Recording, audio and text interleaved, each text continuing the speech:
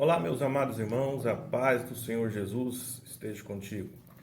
Alunos do curso A Lei do Reconhecimento, você que está com a apostila A Lei do Reconhecimento ou que está recebendo já o nosso material, esteja atento. Hoje nós estamos ministrando a lição 7 e 8. Você que já recebeu a lição 5 e 6, parabéns por ter estudado, aproveite a tua oportunidade, né? Essa é a tua chance, irmãos. Então, esse momento agora é um momento muito especial na tua vida. É um momento que Deus deu para nós, né? Para mim, para estar junto com você e para você estar estudando esse material, né? Você agora vai estudar junto comigo a lição 7 e a lição 8 da apostila A Lei do Reconhecimento. Uma apostila do pastor Marco Murdock, né? Baseada no livro A Lei do Reconhecimento. Esse material é um material muito forte, muito bom mesmo para você que está pastoreando ou você que está trabalhando no ministério na igreja. A lição de número 7 é reconhecimento de sua fraqueza dominante. Qual é a sua fraqueza? Você já parou para pensar qual é a sua fraqueza? Olha só, o reconhecimento de sua fraqueza dominante pode poupar milhares de noites de lágrimas, fracassos e tristeza. Coisas que começam pequenas podem se tornar grandes. A ambição, a luxúria, a mentira, a falta de oração e até a fofoca pode alastrar-se até tornar a fraqueza um fogo destruidor. Sua fraqueza é uma força silenciosa e mortal que empurra sua vida em direção à destruição. Se for ignorada, destruirá todos os seus sonhos. Sabotará todos os seus relacionamentos dignos e no final fará de você um monumento à desgraça sobre a terra.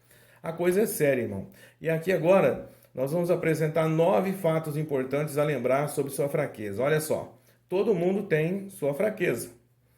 Todos pecaram, Romanos 3:23. Muitos camuflam sua fraqueza. Lembre-se, aqueles ao seu redor também têm fraqueza. A fraqueza em discernir a própria fraqueza pode destruí-lo. Número 2. Seu Pai Celestial está ciente de sua fraqueza pessoal. Isso é importante, irmãos. Isso é importante você perceber que Deus não está. Ele não ficou sabendo disso, né? Ele sabe tudo, todas as coisas. Deus é onisciente. E é importante que ele preocupa e deseja lhe dar forças para destruir essa fraqueza. Lembrou-se de que eram meros mortais, Salmos 78:39, né? Deus sabe que nós temos fraqueza, né? E ele está interessado em te ajudar em sua fraqueza. Número 3, sua fraqueza é ponto de entrada para espíritos demoníacos. Satanás entrou em Judas. Olha, lembra disso? Número 4, Deus trabalha para lhe revelar sua fraqueza antes que ela destrua você. Simão, Satanás pediu vocês para peneirá-los como trigo. Lucas 22:31. Número 5. Alguém será designado pelo inferno para alimentar sua fraqueza. Dalila foi enviada pelo diabo para destruir Sansão. Sempre vai ter alguém alimentando essa fraqueza. Preste bem atenção. Tome muito cuidado. Irmãos, não só nós devemos tomar cuidado, mas devemos também ter cuidado, observar as pessoas que estão em volta de nós, que estão lutando com suas fraquezas, né? Número 7, aliás, 6, né? Sua fraqueza o fará juntar-se a pessoas erradas. Como foi o caso de Sansão, né? Juntou com a pessoa errada. A fraqueza dele fez ele juntar com a pessoa errada. E a gente tem que tomar muito cuidado para não juntar-se com a pessoa errada, né? É aquela velha história que as pessoas dizem que tatu cheira tatu, né? Então vamos lá, número 7. Sua fraqueza o separará de pessoas certas. Adão se afastou de Deus depois de ter pecado. Sua fraqueza o fará sentir-se desconfortável na presença daqueles que se recusam a justificá-la. Lembra de Caim com Abel? Caim ele foi se afastando do irmão até fazer o que fez. Número 8. As pessoas que você ama estão esperando que você vença e triunfe sobre sua fraqueza. Sua família pode estar passando pelo temor constante de que sua fraqueza destrua você e eles. Mas quando você se torna vitorioso, o coração deles se regozijará e ficará fortalecido. Lembra daquele pai, né, alcoólatra? Quando às vezes ele toma uma atitude de ir para a igreja, a família fica feliz. Agora, quando ele sai de casa, e vai para os botecos, a família fica preocupada, não sabe se volta, né? Número 9, sua fraqueza somente poderá ser vencida se for reconhecida. A palavra de Deus é a arma, né? Lá em João diz assim: e conhecereis a verdade vos libertará. Né, irmãos? Aí nós vamos entender que Satanás ele é vulnerável à palavra de Deus, por isso Jesus usou a arma da palavra no episódio da tentação, lá em Mateus 4, de 1 a 11. Né? 5 segredos lembrados. Olha só, todos caem, mas os grandes se levantam novamente. Sua fraqueza pode ser vencida mesmo quando você falhar. Levante-se. Número 2, você não pode corrigir o que não está disposto a enfrentar. Encare sua fraqueza. Se você a ignorar, ela pode crescer. Irmãos, olha só, dívidas na cidade. Tem pessoas que entram numa dívida, saem de uma dívida, entram na outra, fica um nome sujo na cidade. Sexo oposto, pessoas envolvidas com sexo oposto, não conseguem se libertar dessa situação. Isso foi o caso de Sansão, né? Dinheiro, né? Lembra de Judas, né? Judas, ele fez tudo para passar a mão no dinheiro. Isso é complicado, irmãos. Então temos que tomar cuidado. Aquilo que você consegue tolerar não poderá mudar. Você não poderá vencer a fraqueza se mantiver uma atitude tolerante em relação a ela. Se você acha que sua fraqueza é um pequeno vício e que todo mundo está destinado a um, você pode ser destruído por ela. Número 5, todo relacionamento alimenta uma fraqueza ou uma força dentro de você. As pessoas erradas dão fôlego às fraquezas que Deus está tentando. As pessoas erradas dão fôlego às fraquezas que Deus está tentando destruir. Em vez delas alimentar, auxiliar o Espírito Santo a libertá-los, eles ficam jogando mais lenha na fogueira, né? Colocando mais gasolina e aí nunca vai apagar o incêndio. Agora vamos para... todo relacionamento é uma fraqueza. Reconhecimento da fraqueza dominante daquele que você escolheu confiar. Olha só. Qual é o critério que você usa para reconhecer a fraqueza daqueles que você escolheu confiar? Eu confio muito no fulano é meu amigo, tal. Qual é o critério que você usa? Aliás, existe um critério para a gente saber se a pessoa é nosso amigo ou não, né? Que Jesus deixou isso claro, né? Lá em João 15, né? Vós sois meus amigos se faz o que eu mando. Então, se a pessoa não faz o que Jesus manda, não serve para ser nosso amigo. Pode ser colega de trabalho, pode ser companheiro, às vezes, de alguma coisa, uma pescaria, tal, mas amigo é diferente, tá? Então, vamos lá. Um dos maiores segredos da sabedoria é ter consciência de que aqueles que pecam contra você, no final, pecarão contra você. Aqueles que pecam contra você, no final, pecarão contra você. Aqueles que pecam, aliás, com você, não contra. Aqueles que pecam com você, no final eles vão pecar contra você. Você lembra daquela... Já viu aquela situação da pessoa... A pessoa quando foi roubar o ouro, né? Aqueles filmes onde o pessoal vai roubar o ouro, rouba o ouro e depois aí tá em 2 ou 3, aí o cara mata 2, mata um, depois eles ficam brigando entre aqueles outros 2 e aí acaba matando o outro também. Então é um negócio diabólico isso daí. A fraqueza é contagiosa, comportamento permitido se torna comportamento aprovado. Irmãos, é questão do homossexualismo, o homossexual. Qual é a nossa posição em relação a essa situação? Nós vamos aceitar a situação, mas aprovar não. Então essa questão entre aceitar e aprovar, aceitar é uma coisa, eu aceito a pessoa, mas eu não aprovo o que ela faz. Se é filho, se é pessoas que frequentam a igreja, aceitar é uma coisa, irmãos. Aprovar é outra coisa. Então nós podemos aceitar sem aprovar. É por isso que dá para conviver bem, entendeu? Não precisa brigar, não precisa fazer nada. Você não é obrigado a aprovar. O que é interessante aqui, você não pode ignorar a fraqueza dos que estão ao seu redor. Cuidado, Jonas é um exemplo marcante de obreiro que se deixa levar por fraquezas. Ele comprou passagem em um navio que ia para um destino diferente daquele que Deus havia destinado para ele. Mas o castigo de Deus o seguiu. O navio quase naufragou. Aqueles que permitiram a presença dele foram expostos à mesma sentença. Quando eles jogaram Jonas do navio, a tempestade acalmou, mas o prejuízo foi enorme.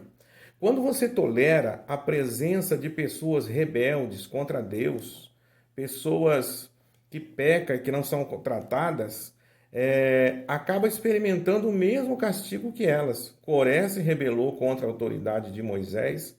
Quando o castigo foi aplicado sobre ele, 250 pessoas foram destruídas com ele, inclusive sua família. Você deve reconhecer a fraqueza dominante de seu cônjuge. Satanás atacará sua vida por meio de seu cônjuge. Você deve reconhecer a fraqueza dominante de seus filhos.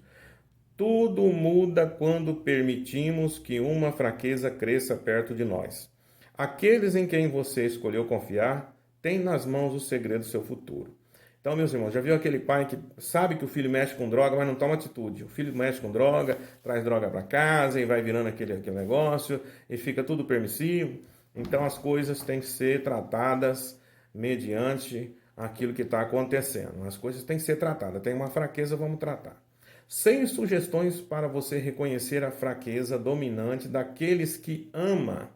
Primeiro, não permita que sua imaginação ou sua natureza desconfiada aumente a fraqueza dos outros, fazendo-a maior do que já é. Conversas e fofocas podem transformar pequenas fagulhas em grandes incêndios, muito fácil. Espíritos de ciúme, inveja, mentira têm destruído muitos lares.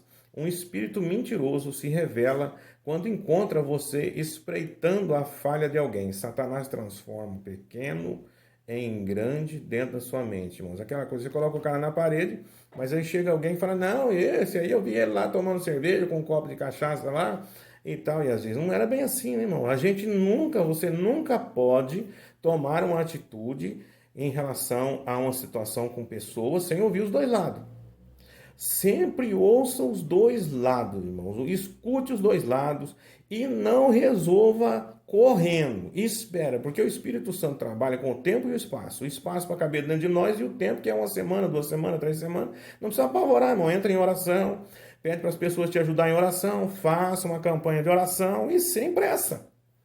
Entenderam, meus irmãos? Isso aí é fundamental, viu?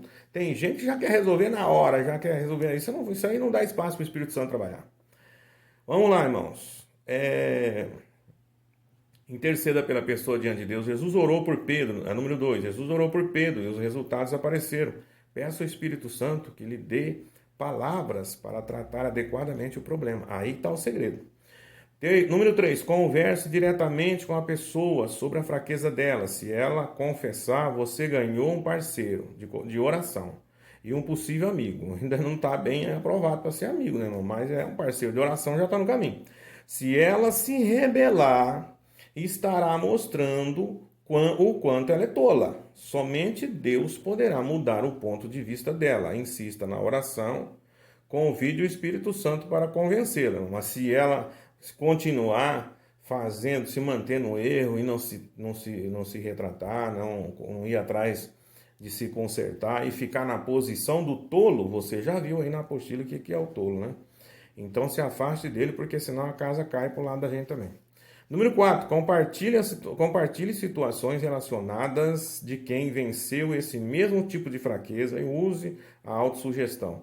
Dê a essa pessoa um vídeo de uma palestra, um testemunho, um filme ou um livro relacionado à situação, para que ela possa interagir e aprender com exemplos de outros. É um jeito menos doloroso de aprender, né? Uma autossugestão, né? Não dá para você não ficar falando direto, né, irmãos? Falar direto, assim, às vezes acaba até minando a amizade, a pessoa fica meio assim, depois de conversar com a gente. Número 5, mantenha para sempre a confidência da fraqueza da pessoa entre você e Deus. Aí, irmãos, está a questão do sigilo, né? Não conte nem para sua esposa, irmãos, porque senão ela vai lá e pede oração no círculo de oração, né, irmão? Tô brincando. Mas isso pode acontecer, eu já vi isso acontecer. Mas vamos lá, irmãos. A palavra do Senhor lá em Salmo diz que a glória do rei é ocultar um problema, né? O silêncio dá a Deus uma oportunidade de intervir e produzir mudança. Então, aguarda, espera um pouco, né? Número 6, avalie a fraqueza dela nesse período com humildade. Somos humanos, né? Todo mundo tem sua fraqueza. Quando discernimos a fraqueza dos outros, é tempo de rever a nossa também. Suspeita sem fundamento abre porta para espírito de mentira, não aumente a ofensa. Olha só o que diz 1 Coríntios 10, 12. Aquele que julga estar firme, cuide para que não caia. Fique na dependência de Deus. Entendeu, irmãos? A coisa é séria, né? E depois tem alguns versículos aqui, o versículo de 1 Coríntios 10, 13, que diz: Não sobreveio a vocês tentação que não fosse comum aos homens, e Deus é fiel, Ele não permitirá que vocês sejam tentados além do que podem suportar. Mas quando forem tentados, Ele mesmo lhes providenciará um escape para que possam suportar. 1 Coríntios 10, 13. Em Romanos também tem um versículo muito forte. Nós que somos fortes devemos suportar as fraquezas dos fracos e não agradar a nós mesmos. Suportar as fraquezas dos fracos já é horrível. Agora, não agradar a nós mesmos é um horrível e meio, né?